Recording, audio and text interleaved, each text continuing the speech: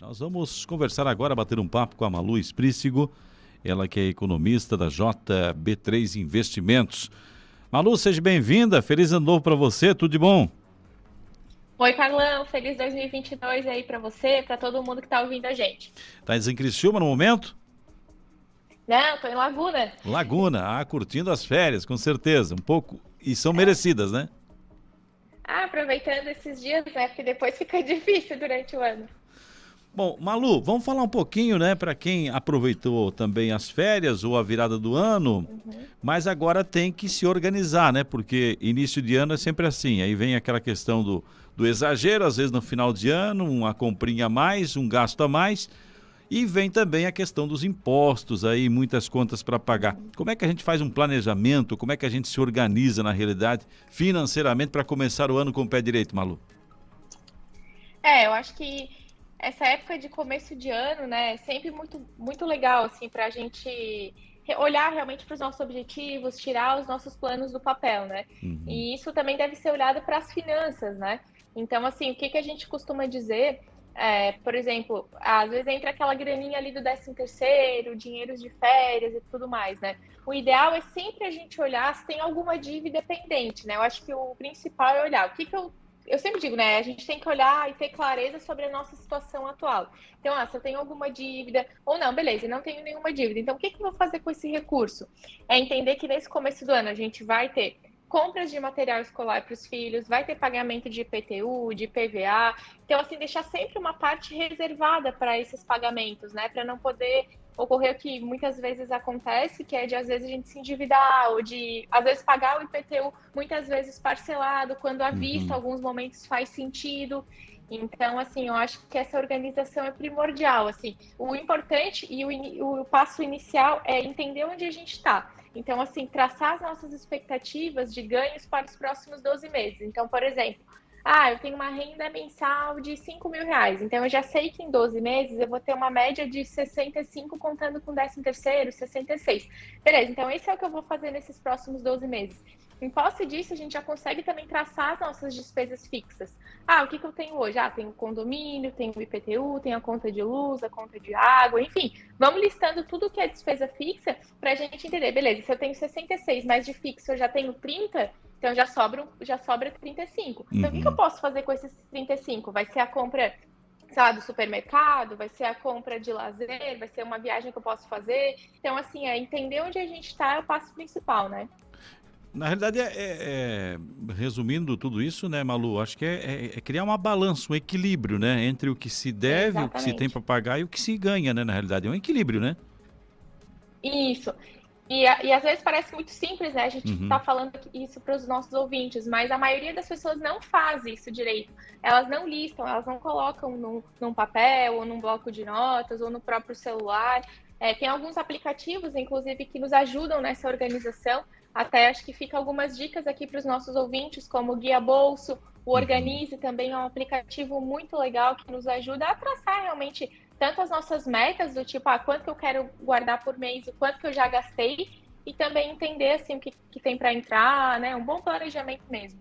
Ô, Malu, além de tudo isso, dessa organização, como é que a gente pode, por exemplo, uma conta inesperada, né? Algo inesperado, por exemplo, uma doença que pode aparecer, né?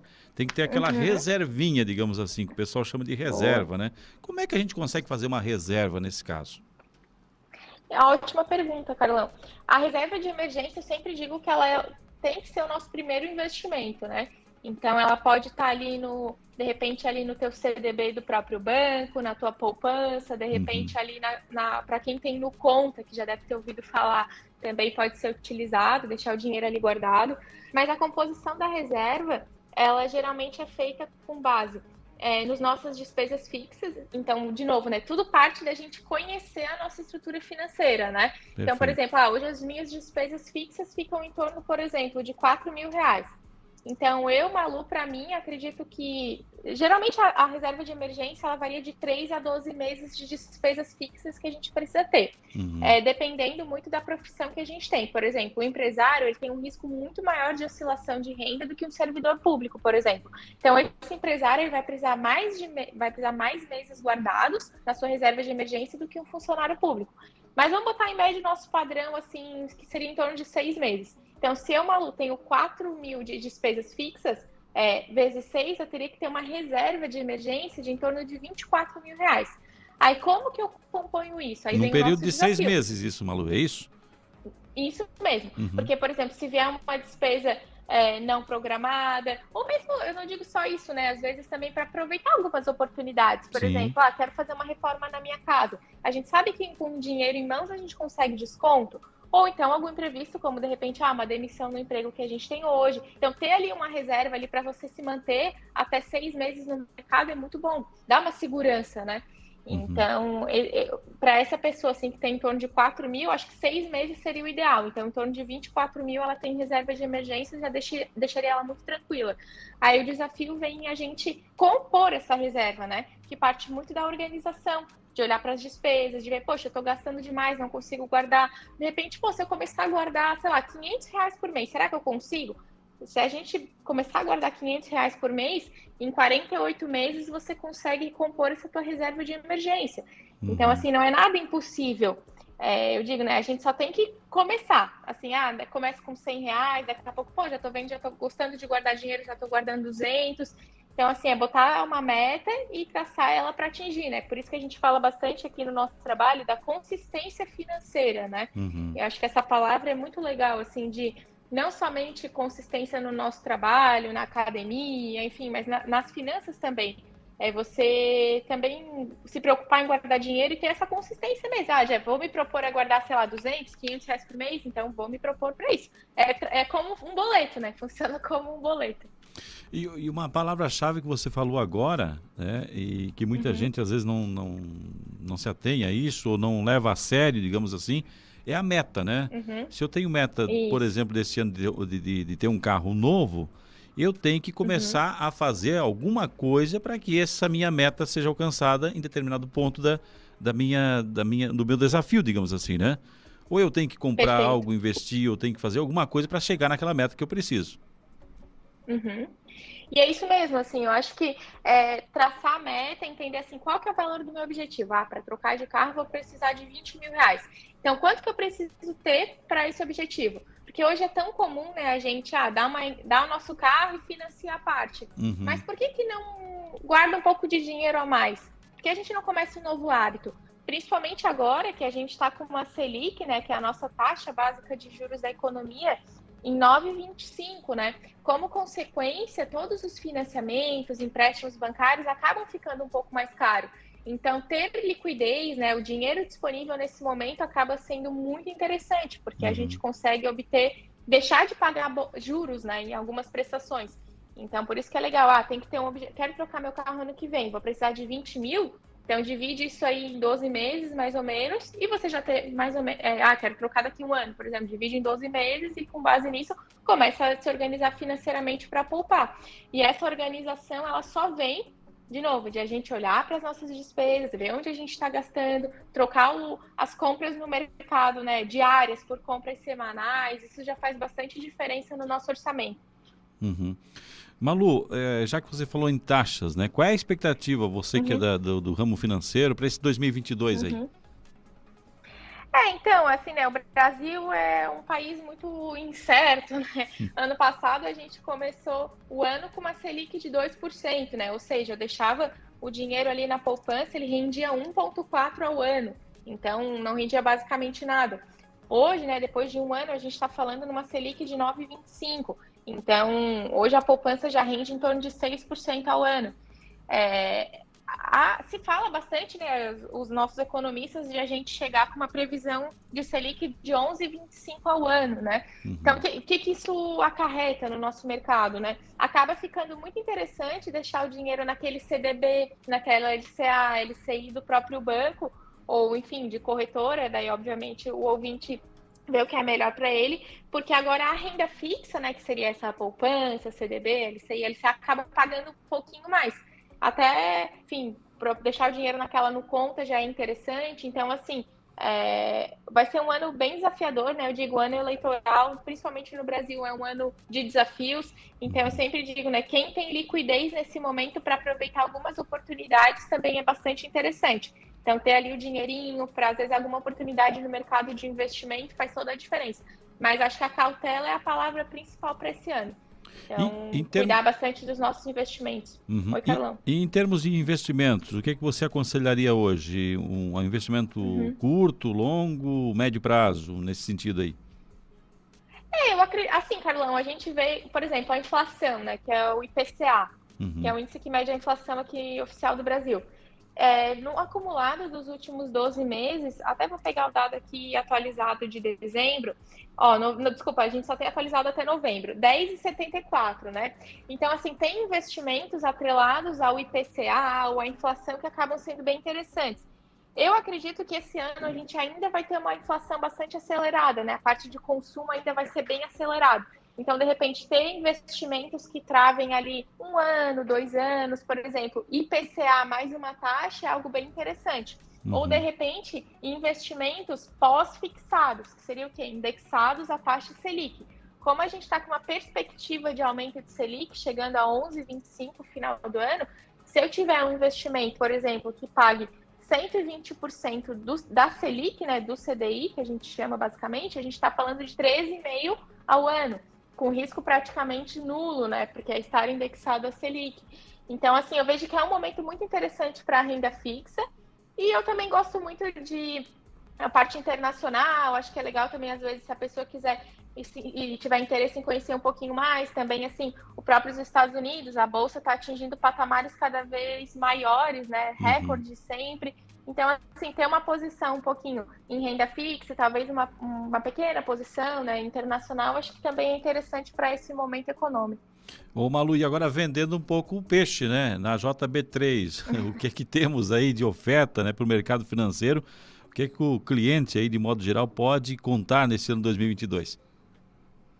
A JB3, né, a gente é uma casa de finanças, né, a gente trabalha, e eu gosto muito daquela palavra, né, a gente fala muito isso de escuta qualificada, né, então a gente escuta muito o nosso cliente, e o que a gente não tem, a gente busca, né, então hoje, assim, a gente tem a parte de planejamento patrimonial, que hoje eu sou a responsável pela área, temos parte de previdência, temos diversos investimentos diferentes, que nosso ouvinte já deve ter ouvido falar bastante da nossa Aline, né.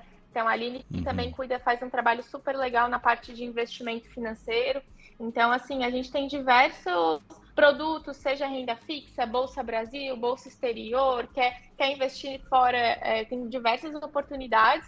Rendas fixas com taxas muito boas, como eu falei, talvez essa pós-fixado, indexado à inflação. Então, tem diversos produtos dentro de casa. E o principal, né, sempre com... Não só, acho que a gente fala muito, né, o foco no cliente, obviamente, mas também aproveitando essas oportunidades, né, que às vezes, poxa, mas se a bolsa cair, a gente vai ter oportunidade, mas se a bolsa subir, a gente também vai ter oportunidade.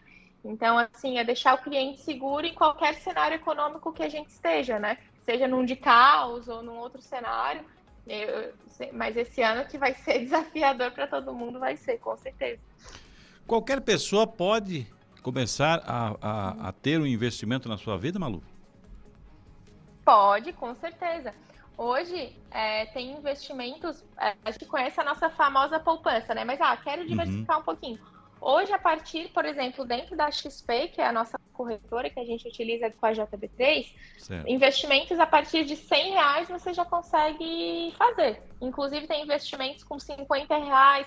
Então, eu costumo dizer, né, é a gente sair da nossa zona de conforto, né? Porque a gente às vezes fica ali acostumado de, mas ali tá na poupança, não tô perdendo nada. Pois é, mas e o custo e oportunidade, né? O quanto eu poderia estar ganhando a mais do que na poupança, né? É essa conta que a gente tem que fazer. Acho que é... Oi?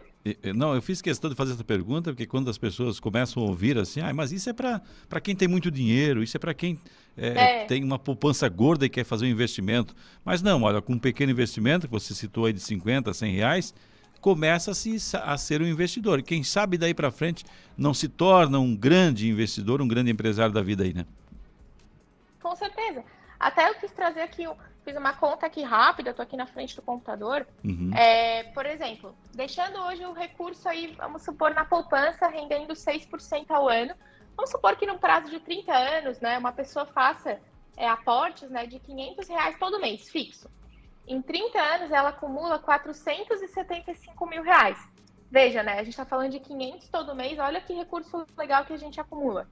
Agora, se a gente melhorar um pouquinho a nossa aplicação, que isso não é desafiador, é algo assim, com o mesmo risco da poupança, eu diria, que busque já uma taxa de 9,25, que seria a nossa Selic hoje, por exemplo, no mesmo prazo, R$ 500 por mês, a gente acumula 856 mil reais.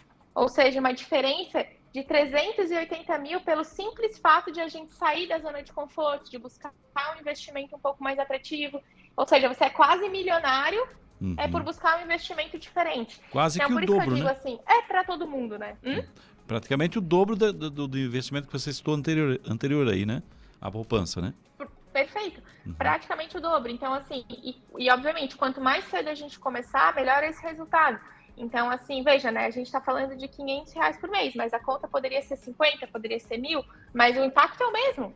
Vai dobrar sempre. Isso é pelo simples fato do quê, né? Os juros sobre os juros, né? Vai do tamanho do sonho de cada um, né? Ruim. Agora, vai do tamanho do sonho de cada um. É muito ruim. Mas agora tem que aproveitar esses juros aí agora, principalmente, né? Que a gente não tá mais com 2% de Selic, agora é 9,25%. Então é um momento muito bom para aproveitar, principalmente para o investidor mais conservador. Para o investidor mais conservador tá muito bom para ele investir. Então vamos procurar ajuda, vamos sair da zona de conforto, porque produto, enfim, tudo isso tem, né? Perfeito. Aline não, Malu, foi um prazer conversar contigo. Eu falei na Aline, você citou tanto a Aline aí, que eu conheço ela pessoalmente também. Você, claro, pessoalmente, já esteve aqui na emissora.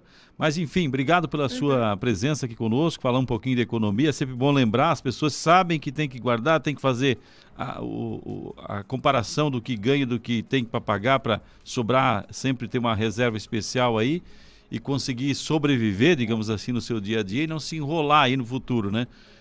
E foi muito bom conversar contigo aí e dizer que, olha, aproveita o descanso porque 2022 está aí e depois tem muito serviço pela frente, hein?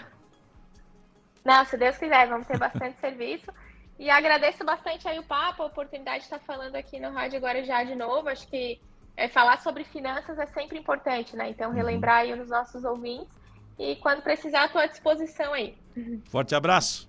Até mais. Um abraço. Mais. Tchau, tchau. Tchau.